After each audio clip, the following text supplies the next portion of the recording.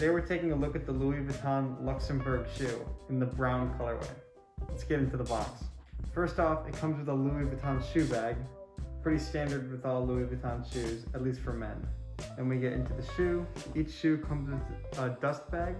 If we get into the shoe, you can see it's just a standard brown upper with Louis Vuitton designs all around it. If we look at the laces, it's just standard brown and are made of a standard lace material. You can look at the back and see it says Louis Vuitton Paris in a black leather. It's a pretty standard bottom and says Louis Vuitton Paris as well as made in Italy.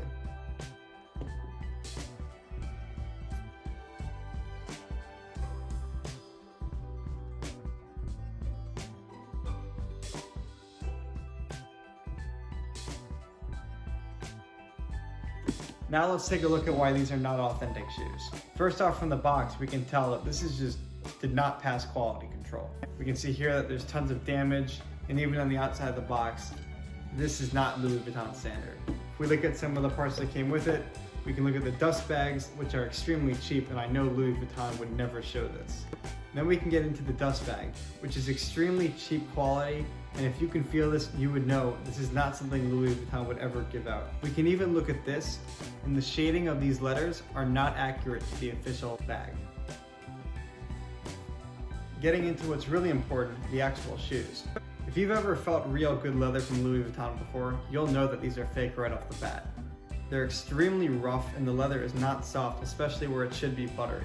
If we look even closer, we can tell that the laces are not even the correct laces that come with the shoe. The actual laces have a pattern on it that almost look like a ladder. These are solid brown and are definitely fake.